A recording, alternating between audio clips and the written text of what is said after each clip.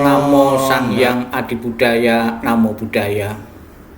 Kembali Bapak Ibu Saudara sekalian, khususnya keluarga dari almarhum Bapak Bambang Purnomo. Pada kesempatan ini kembali kita akan bersama-sama membawakan doa-doa suci yang kita tujukan untuk melampangkan jalan almarhum Bapak Bambang Purnomo yang telah tiada.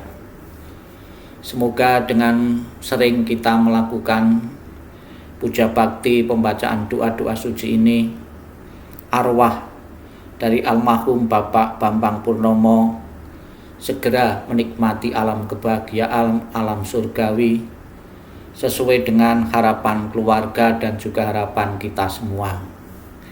Marilah pada kesempatan ini kita mempersiapkan di segenap hati pikiran, konsentrasi pada doa-doa suci, semoga nantinya benar-benar berguna dan bermanfaat bagi arwah almarhum Bapak Bambang Purnomo.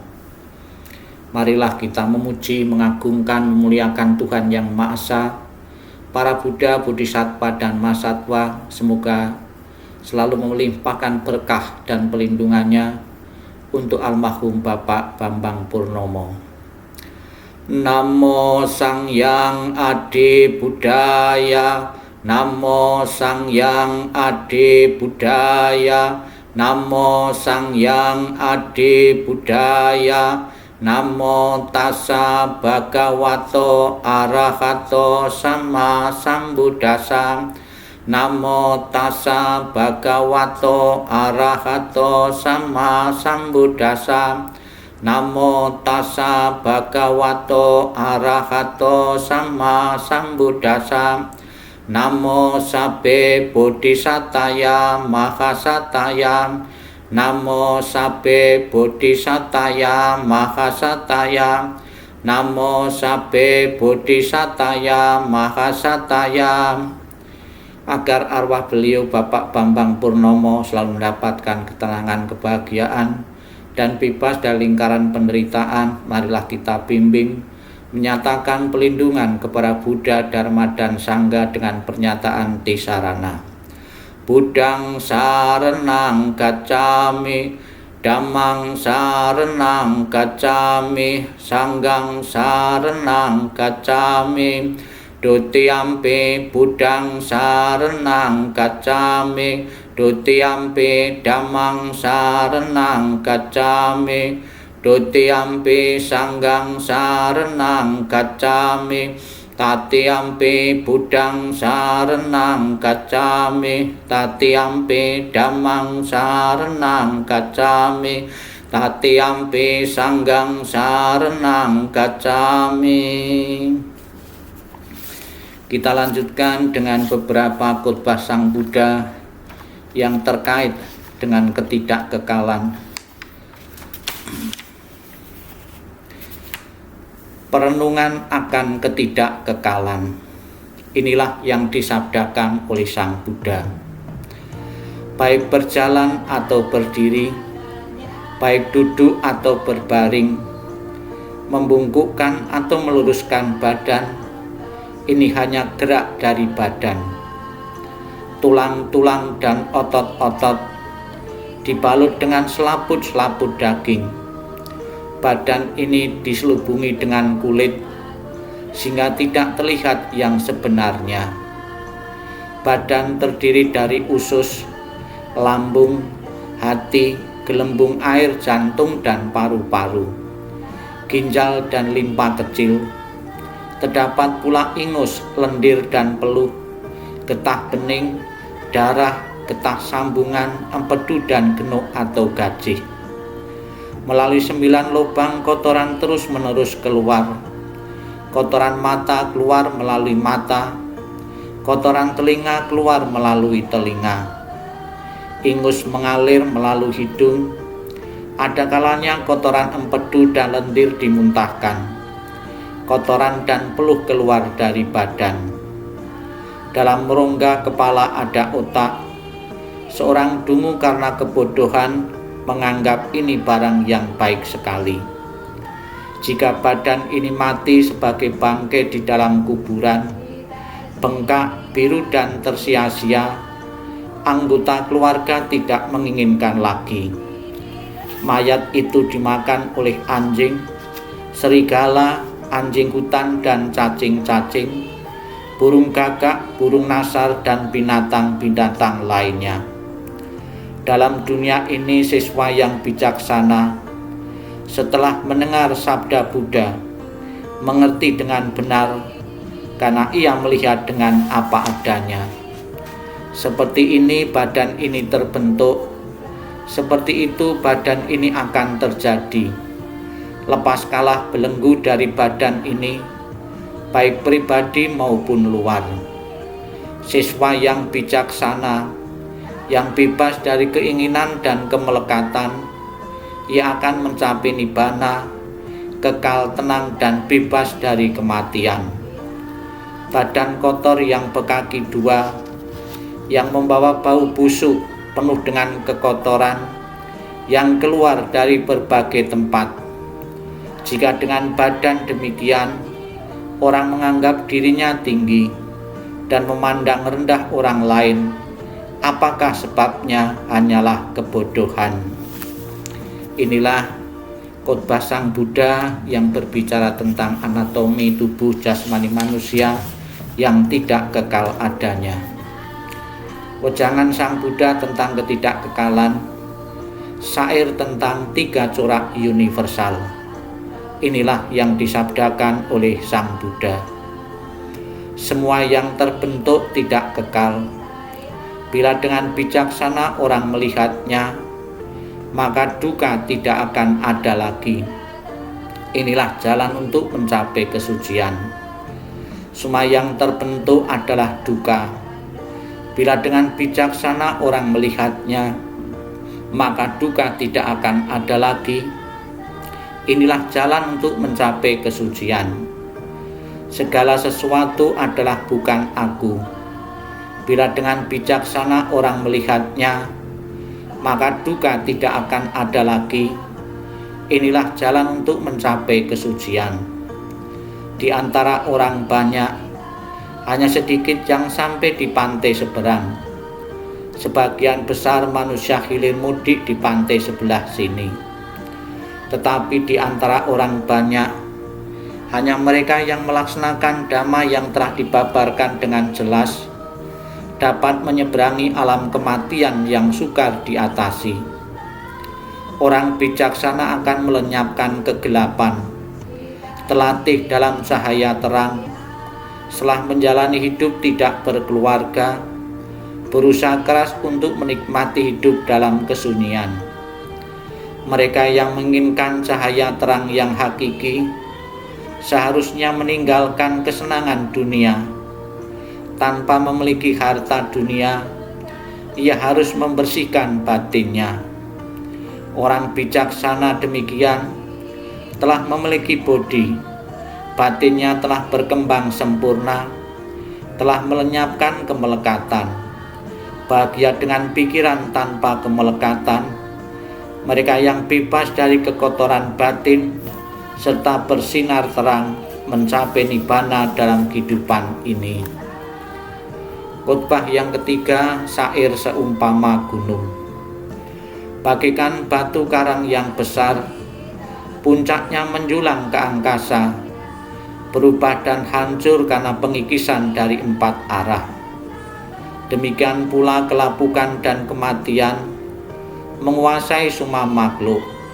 Apakah dia kesatria, brahmana, pedagang, pekerja, kasta buangan maupun pembersih jalan.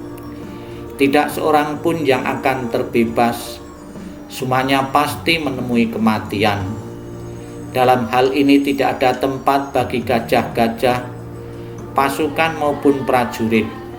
Tiada satu pun dengan mantra perang atau kekayaan dapat mengatasi kematian. Sebab itulah para bijaksana setelah melihat manfaat kebajikan bagi dirinya, maka mereka memperkuat keyakinannya kepada Buddha, Dhamma, dan Sangha. Siapa saja yang melaksanakan dhamma dengan baik, dengan pikiran, ucapan, dan perbuatan, orang itu sangat terpuji dan setelah meninggal ia berbahagia di surga. Syair tentang kekayaan yang termulia. Ia yang yakin pada tata gatra, kokoh kuat serta tak tergoyahkan, mempunyai sila yang baik, disenangi dan dipuji oleh para Arya. Dia yang yakin pada sangga, teguh lurus dan penuh perhatian. Mereka sangga nyatakan ia tidak miskin dan tidak akan menderita di akhir hidupnya. Sebab itu, keyakinan, sila, kepercayaan dan penembusan pada dhamma haruslah dikembangkan oleh orang bijaksana dengan selalu ingat pada Buddha Sasana. Hidup tidak pasti, kematian adalah pasti. Tidak kekal adalah sifat segala sesuatu yang berkondisi. Mereka muncul dan lenyap. Setelah muncul mereka akan musnah kembali. Dengan tercapainya keseimbangan, maka tercapailah kebahagiaan. Tidak berapa lama lagi tubuh ini akan terbaring di tanah, tersia-sia dan tidak memiliki kesadaran, tak berguna seperti batang kayu. Ya, kematian datang tanpa diundang. Ia telah memisahkan kehidupan tanpa persetujuan. Seperti datangnya, demikian juga cepat perginya. Maka ratapan apalagi yang dapat ada di sana? Orang yang berpikiran picik menyiksa dirinya sendiri dengan berpikir, aku mempunyai anak-anak, aku mempunyai kekayaan. Jika dirinya sendiri bukanlah miliknya, kapankah pernah ada anak atau yang jadi miliknya? Keluarga besar almarhum Bapak Bambang Purnomo yang saya hormati, beberapa khotbah Sang Buddha yang sudah kita dengar, kita baca ini diturunkan dari satu generasi ke generasi berikutnya sampai saat ini. Dari zaman Sang Buddha diturunkan kepada para biku, dan para biku menyampaikan kepada para umat. Para umat yang pada waktu itu menderita sedih karena ditinggal, karena berpisah dengan orang-orang yang dicintai, mendapatkan nasihat dari Sang Buddha. Dan mereka, para umat yang memahami ajaran Sang Buddha ini, menyadari bahwa demikianlah kehidupan ini tidak kekal adanya. Maka kami pun mengharapkan keluarga almarhum Bapak Bambang Purnomo, setelah mendengar sabda-sabda Buddha, wejangan Sang Buddha, nasihat Buddha tentang hukum ketidakkekalan, tentang ketidakabadian yang berlaku bagi siapapun, tentunya keluarga juga segera menyadari dan menerima perpisahan dari almarhum Bapak Purnomo ini. Semoga dengan sesering mungkin kita merenungkan ajaran Sang Buddha tentang ketidakkekalan, segera melepaskan kemelekatan, segera berbenah diri untuk menapak membuka lembaran yang baru. Semoga para Buddha, Bodhisattva dan Mahasatwa memberikan kekuatan keluarga yang ditinggalkan untuk bisa melanjutkan perjuangan-perjuangan dan harapan-harapan yang belum sempat terwujud. Sabbi sata bhavantu sukhitata. Semoga semua makhluk hidup berbahagia dan sejahtera. Sadu, sadu, sadu. Marilah kita lengkapi dengan pelimpahan jasa kebajikan dari membaca sabda-sabda Buddha ini.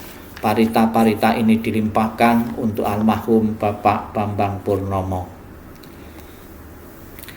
Ettawata ce ameki sampatang punya sampadang, sabe dewa anumodantu sabba sampati siddhiyang. Ettawata ce ameki sampatang punya sampadang, sabe buta anumodantu sabba sampati siddhiyang.